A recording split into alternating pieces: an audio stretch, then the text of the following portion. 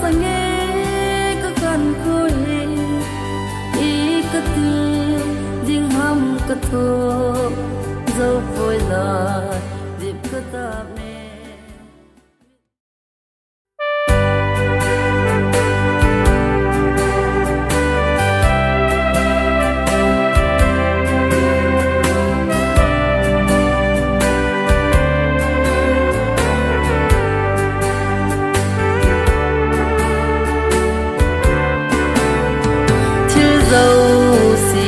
zaka in phat an ne se bangin ki kho kho phat a min ki khan phat zang a min ke ho kusung mi le in sung mi te ding in wa ki khan na ni kho le phat zu a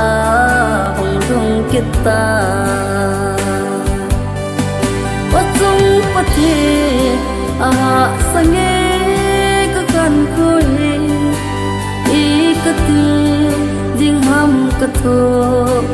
zo phoi la dip ka ta me mit hi pum ma ka ta la nei san pi za den tu ni na khut thi tingin asala kang kalabe nalaga when puising in opaka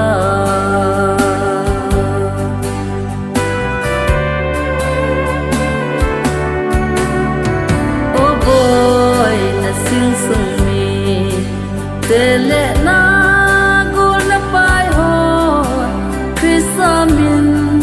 in kan have na sana khang hai la he pathin ha na sungin na chi na ham zang phalang krisin sung sim do di min pha ta hi jingo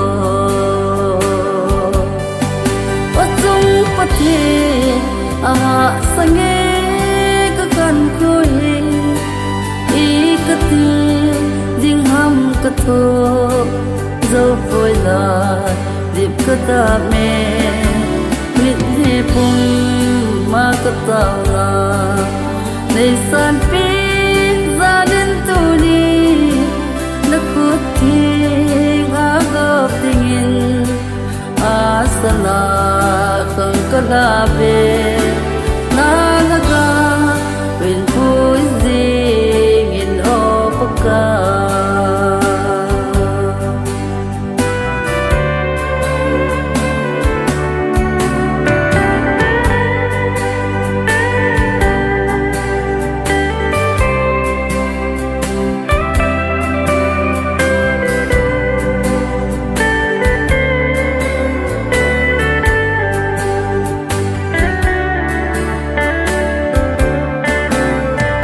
kana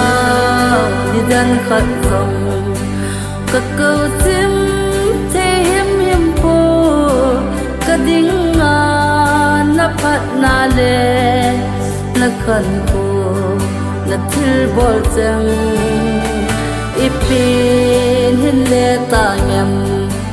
dam sung in zong mil po nge tao na in ka vai ha e lung hay se din chi tan ho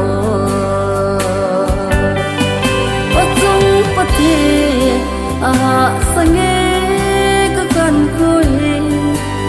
I ka tu ding ham ka tho zo phoi la dip ka ta me mit hi pum ma ka ta la nei san pi za den tu ni na khut thi ga gop tingin asala khang ka la be